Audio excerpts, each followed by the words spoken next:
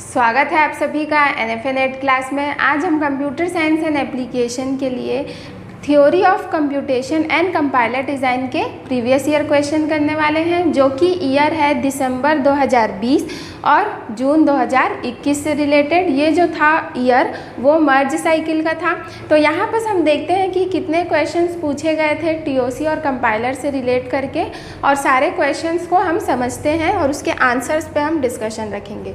तो चलिए स्टार्ट करते हैं। जैसे कि पहला क्वेश्चन आपको दिख रहा है, लैंग्वेज से रिलेटेड दिया गया है और हमें उसमें 3 लैंग्वेज दिए गए हैं। ठीक है, तीनों लैंग्वेज हमें बताना है कि इनमें से कौन सा रेगुलर लैंग्वेज की बात कर रहा है। मतलब ये 3 लैंग्वेज में से कौन सा रेगुलर लैंग्वेज है, तीनों है कि एक है कि 2 है, इस तरीके से हमें ऑप्शन के अकॉर्डिंग देखते चलना है। तो जैसे कि पहले आपको बोल रहा है कि फाइंड करना है कौन सा रेगुलर लैंग्वेज नहीं है, लैंग्वेज आर नॉट रेगुलर, इसमें से रेगुलर कौन सा नहीं है की बात किया है। पहला जो लैंग्वेज दिया है उसको हम लोग समझते हैं। 0 1 का पावर n दिया है, फिर 0 का पावर k दिया है। जहाँ पर हमें बोल दिया गया है कि n और k एक दूसरे के साथ कंपेयर कर रहे हैं, मतलब n क्या है, ग्रेटर है k की वैल्यू से, और k की वैल्यू हम क्या ले सकते हैं, तो greater than equal to 0। Clear, तो ये ले सकते हैं हम लोग। अब इससे पहले कि मैं इसको बताऊं, सबसे पहले हम समझते हैं कि रेगुलर लैंग्वेज किसे कहते हैं। तो रेगुलर लैंग्वेज हमने इससे पहले वाले प्रीवियस ईयर क्वेश्चंस में देखे थे, प्रीवियस ईयर के जितने भी क्वेश्चन किए थे उसमें, कि रेगुलर में सबसे पहली बात तो कंपैरिजन नहीं होगा। ठीक है, किसी भी तरीके का कंपैरिजन नहीं होता है, उसे ही हम क्या बोलते हैं, रेगुलर बोलते हैं। मतलब यहाँ पर अगर कंपैरिजन होता है, कोई लैंग्वेज के बीच में कंपैरिजन हो रहा है, ठीक है, लैंग्वेज में, तो फिर वहाँ पर हम लोग उसका ऑटोमेटा क्रिएट नहीं कर सकते। क्लियर, उसका ऑटोमेटा क्रिएट नहीं कर सकते, ये हमें ध्यान रखना है। वो क्या होता है, रेगुलर लैंग्वेज होता है। अगर कंपैरिजन होगा, मान लीजिए 2 वेरिएबल है A और B, और मैं बोल रही हूँ कि ये दोनों एक दूसरे को कंपेयर कर रहे हैं, यहाँ बस कंपैरिजन हो रहा है, तो फिर उसका हम ऑटोमेटा क्रिएट नहीं कर सकते। और अगर हम किसी लैंग्वेज का ऑटोमेटा क्रिएट नहीं कर सकते तो वो फिर क्या नहीं होगा, वो रेगुलर नहीं होगा। तो वो क्या नहीं होगा, रेगुलर नहीं होगा। तो यहाँ पर भी हमें वही फाइंड करना है। जैसे कि यहाँ पर हम लोग को दिख रहा है कि 2 वेरिएबल है n और k, वो दोनों ही क्या हो रहे हैं, कंपेयरिंग हो रहे हैं। n की वैल्यू ग्रेटर होनी चाहिए k से। ठीक है, तो जो भी हम रखेंगे 0 1 की पावर में n की वैल्यू जो भी रखेंगे वो k से ग्रेटर होना चाहिए। कहीं ना कहीं कंपैरिजन हो रहा है, तो ये क्या हो जाएगा, कॉन्टेक्स्ट फ्री लैंग्वेज हो जाएगा, रेगुलर नहीं होगा। क्योंकि अगर ये कंपैरिजन कर रहा है तो इसका ऑटोमेटा नहीं बन सकता, और ऑटोमेटा नहीं बनेगा तो हम उसको रेगुलर लैंग्वेज बोल ही नहीं सकते। क्लियर है, तो ये होता है। और रेगुलर में ये भी याद रखना है कि इसमें कोई भी मेमोरी की ज़रूरत नहीं होती है। क्लियर, इसमें मेमोरी की ज़रूरत नहीं होती है, क्योंकि हम इसमें कंपैरिजन ही नहीं कर रहे हैं। तो कंपैरिजन ही नहीं कर रहे तो हमें मेमोरी की ज़रूरत नहीं पड़ती है। नेक्स्ट सेकंड देखते हैं। a का पावर n है, b का पावर k है, फिर n प्लस k है a के पावर में। इसको हम लोग इस तरीके से लिख सकते हैं, a का पावर n, b का पावर k, a का पावर n और a का पावर k। इस तरीके से मैं स्प्लिट करके लिख सकती हूँ। जब इसको मैं फिर से इसी तरीके से बना सकती हूँ, क्योंकि बेस सेम है तो हम लोग उसके पावर को ऐड कर देते हैं। अब यहाँ पर देखो, जितने नंबर ऑफ एज हैं वो इस a से पॉप हो जाएंगे, और जितने नंबर ऑफ बीस है वो इस a से पॉप हो जाएंगे। यहाँ भी क्या हो रहा है, कहीं ना कहीं 2 कंपैरिजन की बात हो रही है, यहाँ भी कंपैरिजन की बात हो रही है। तो अगर कंपैरिजन हो रहा है तो मतलब ये क्या नहीं होगा, रेगुलर नहीं होगा। क्लियर, तीसरा क्या बोल रहा है, 0 का पावर n और 1 का पावर k है। यहाँ एक ऐसा ब्रैकेट था, 0 का पावर n और 1 का पावर k, और n is not equal to k बोल दिया। यहाँ भी कंपैरिजन हो रहा है कि n की वैल्यू हम k की इक्वल नहीं रख सकते कंपेयरिंग, तो ये भी क्या नहीं होगा, रेगुलर लैंग्वेज नहीं होगा। मतलब तीनों ही लैंग्वेज क्या होंगे, रेगुलर लैंग्वेज नहीं होंगे। इसलिए ऑप्शन नंबर D आएगा, A B C।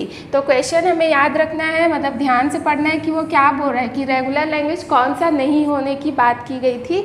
तो तीनों ही में नहीं हो रहा है। क्यों नहीं हो रहा है, तो सिंपल वहाँ पर क्या हो रहा है, कंपैरिजन हो रहा है। और रेगुलर लैंग्वेज हमेशा याद रखिएगा कंपैरिजन पे वर्क नहीं करता है, क्योंकि अगर कंपैरिजन होगा तो ऑटोमेटा नहीं बनेगा, और फिर रेगुलर लैंग्वेज हम उसे बोल ही नहीं सकते।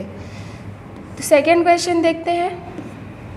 बस क्या बोल रहा है कि हमें ग्रामर दिया गया है। ठीक है, इस ग्रामर से हमें स्ट्रिंग बताना है कि कौन से स्ट्रिंग निकल सकते हैं। 4 ऑप्शन दिए गए हैं, उनमें से कौन से स्ट्रिंग आ सकते हैं ये हमें बताना है। तो इस ग्रामर को पहले हम बना लेते हैं, इसका स्ट्रिंग मिनिमम स्ट्रिंग फाइंड कर लेते हैं, उसके बाद फिर हम एक एक करके चेक करेंगे। तो यहाँ पर क्या हो रहा है कि जैसे मैं अगर मिनिमम स्ट्रिंग लेना चाहूँ तो S से X और Y ले लिया, फिर X से 0 और Y से 0 ले लिया, ठीक है। तो यहाँ पर ये बात हुई। अब यहाँ पर क्या बोल रहा है कि अगर हम लोग एक और इसका स्ट्रिंग बनाना चाहें और कोई सा स्ट्रिंग निकालना चाहते हैं तो मैंने ले लिया X Y, हमें पहले लेना ही पड़ेगा। उसके बाद फिर मैं ले ली X से क्या 0 और Y से मैं ले लेती हूँ Y और 0 और ये क्या हो गया ओके Y से मैं ले लेती हूँ Y और 1 ले लेती हूँ, ठीक है, ये वाला Y और 1 और Y से फिर मैंने 0 ले लिया। तो इसका स्ट्रिंग क्या निकला, एक हम लोग का निकला 00, ठीक, और यहाँ पर से हमारा क्या निकला 001 निकला। क्लियर है। तो 2 स्ट्रिंग हमने निकाले। अब हम चेक करते हैं कि इसकी क्या बात कर रहे हैं। क्यों हमने 2 स्ट्रिंग निकाला, क्योंकि हमें 1 की भी बात की गई है और 0 की भी बात की गई है। सबसे पहले हैज़ एटलीस्ट 1 बोला है, कम से कम एक 1 आना चाहिए बोल रहा है, तो पॉसिबल नहीं है। शुड एंड विथ 0 से एंडिंग होना चाहिए। तो जैसे कि हम यहाँ देख रहे हैं कि 0 और लास्ट में एंड क्या हो रहा है 1 से हो रहा है, तो ये भी क्या हो जाएगा फॉल्स हो जाएगा।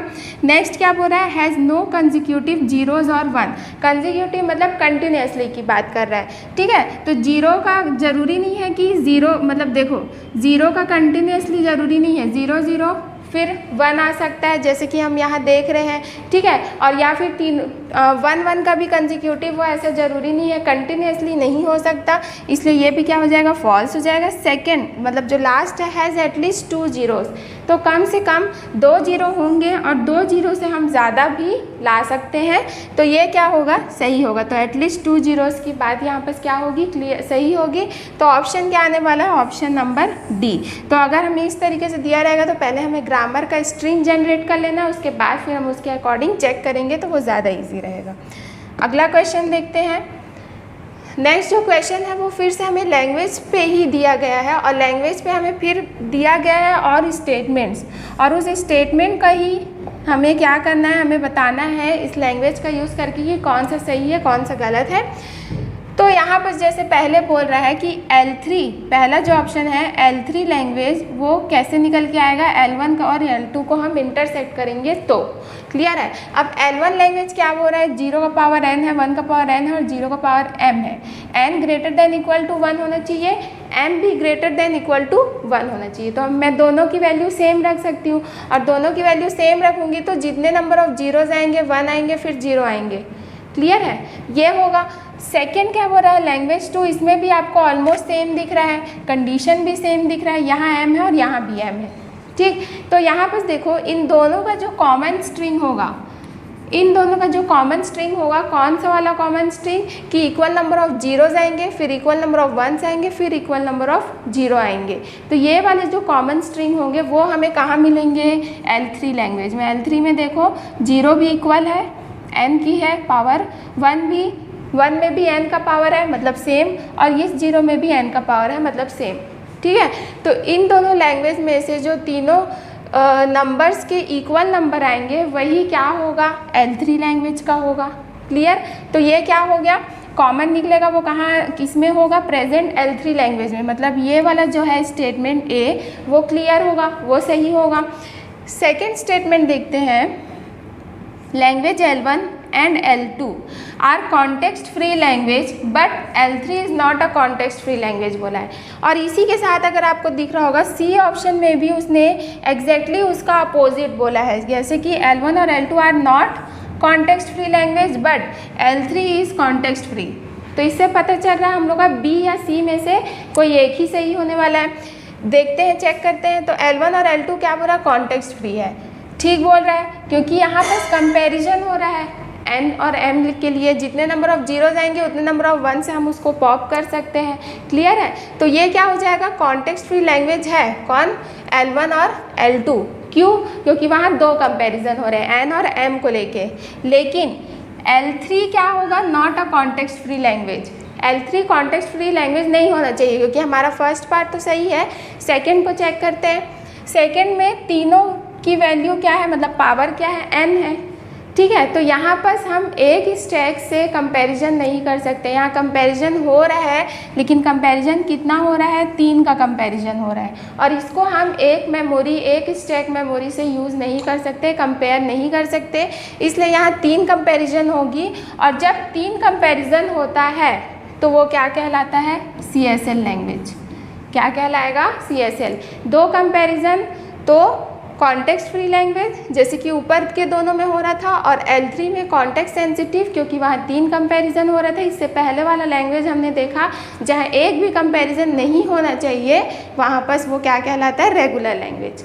ठीक है, तो B भी क्या होने वाला है, सही हो गया।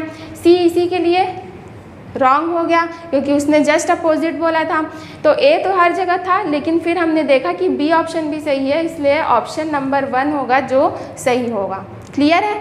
तो इस टाइप के क्वेश्चंस, मतलब लैंग्वेज से रिलेटेड क्वेश्चन बहुत पूछते हैं, तो हमें लैंग्वेज को क्या करना है, पता होना चाहिए कि कैसे हम पहचान करें उसका, और उसका पहचान तभी आप कर सकते हैं जब ज़्यादा से ज़्यादा आप इस तरीके के लैंग्वेज में काम करें।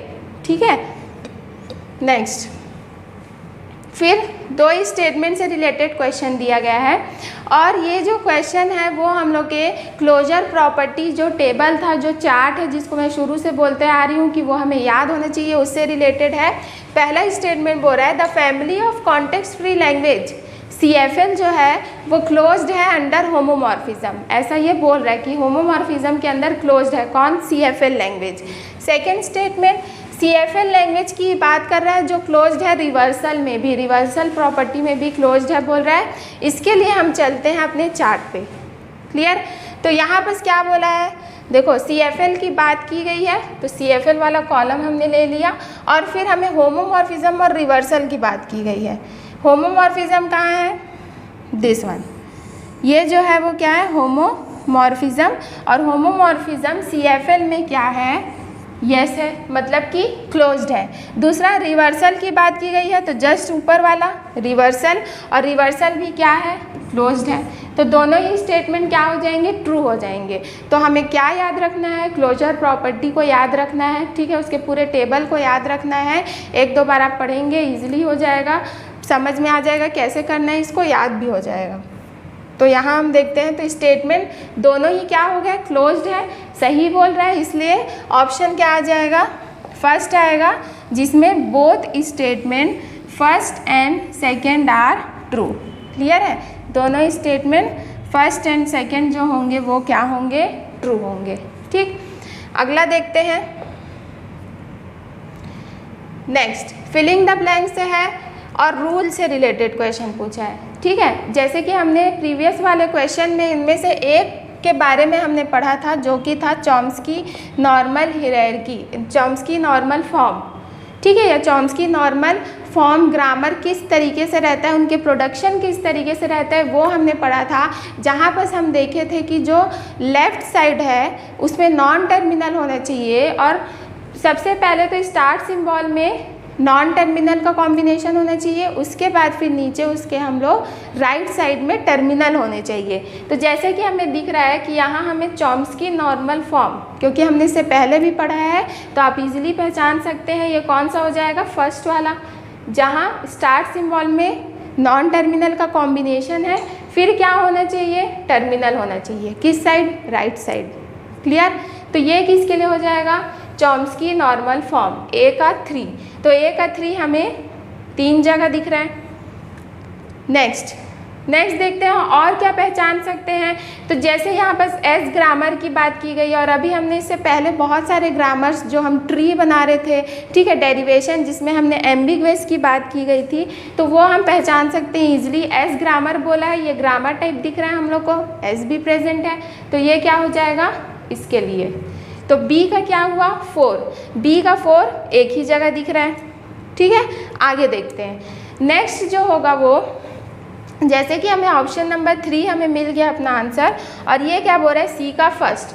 तो सी का फर्स्ट मतलब कि ये ग्रीबेक नॉर्मल फॉर्म, ग्रीबेक नॉर्मल फॉर्म किस तरीके का होना चाहिए, तो ग्रीबेक नॉर्मल फॉर्म में हमेशा याद रखना राइट हैंड साइड में टर्मिनल और नॉन टर्मिनल दोनों का कॉम्बिनेशन हो सकता है, सिंगल टर्मिनल भी हो सकते हैं। नॉन टर्मिनल मैंने क्या बोला था, जो कैपिटल लेटर्स होंगे, जैसे ये ए जो कैपिटल लेटर्स है, यहाँ ए भी दोनों कैपिटल लेटर्स हैं, वो नॉन टर्मिनल हुआ। टर्मिनल किसको बोलेंगे, जैसे ये 0 है, 1 है, या स्मॉल में ए से जेड करके लिखा है कुछ भी, वो सारे नॉन टर्मिनल होंगे। दोनों के कॉम्बिनेशन या सिंगल टर्मिनल भी प्रेजेंट हो सकते हैं। राइट हैंड साइड में, लेफ्ट हैंड साइड में क्या होना चाहिए, non terminal, single non terminal. तो ये क्या हो जाएगा, ग्रीबेक नॉर्मल फॉर्म। ये याद रखिएगा कि उसका फॉर्म कैसा होता है। लास्ट जो बच गया context sensitive grammar, CSL।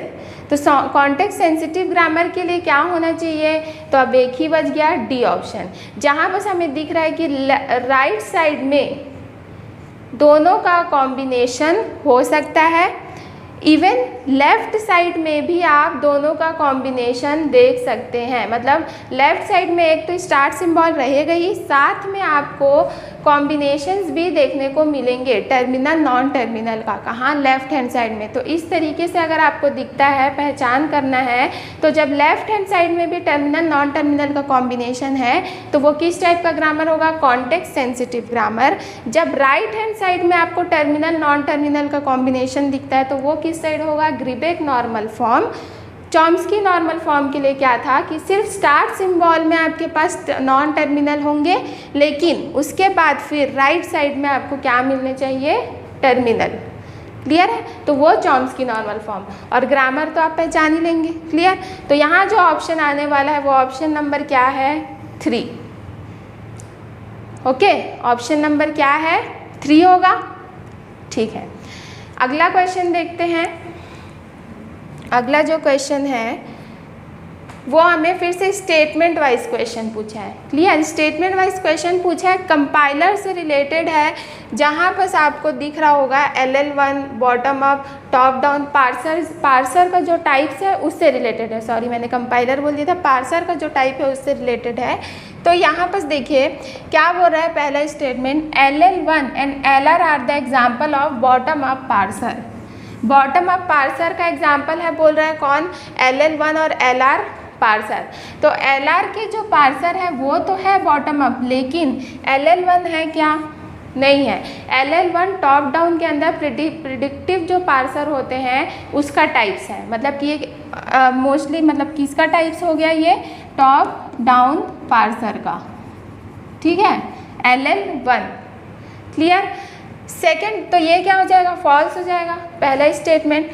Second statement, recursive descent parser, जो रिकर्सिव डिसेंट पार्सर हैं और SLR जो है वो दोनों टॉप डाउन पार्सर बोल दिया, गलत बोल दिया। यहाँ जो SLR है वो किसका टाइप है, LRK का टाइप है, और LRK किसके अंदर आता है, बॉटम अप। तो ये भी बेसिकली किसके अंदर चला गया, बॉटम अप पार्सर से रिलेटेड हो गया।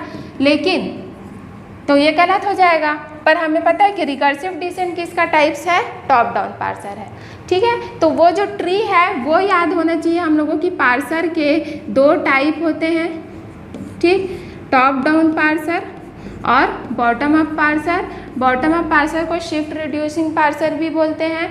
ठीक, उसके बाद फिर यहाँ पर हम लोग वही back tracking, with back tracking की बात करते हैं, विदाउट बैक ट्रैकिंग की बात करते हैं। बैक ट्रैकिंग के अंदर क्या आता है, तो ब्रूट फोर्स अटैक आएगा, with brute force attack with back tracking. और विदाउट बैक ट्रैकिंग की बात करेंगे तो प्रिडिक्टिव डिसेंट पार्सर की बात होती है। फिर उसके अंदर क्या आता है, LL1। और यहाँ पर हम लोग का एक होता है क्या, LRK 0 होता है, ठीक है, और एक होगा आपका प्रेसिडेंस ऑपरेटर जो होता है पार्सर, वो उसके अंदर आता है। फिर LRK के अंदर हम डिफरेंट टाइप्स देखते हैं, SLR1, CLR1 और LALR1, ये सारी जो चीज़ें हैं वो सारी चीज़ आती है। तो ये जो चार्ट है, ठीक, किसके साथ, चॉम्स्की हायरार्की के साथ, क्लोजर प्रॉपर्टी के साथ, डिसाइडेबिलिटी एंड डिसाइडेबिलिटी चार्ट के साथ, एक ये चार्ट भी याद रखना है। मतलब टोटल हमें 4 चीज़ें याद रखना है जो हम इजीली क्रिएट कर सकते हैं। ठीक है, और इससे ही सारे क्वेश्चंस हैं जो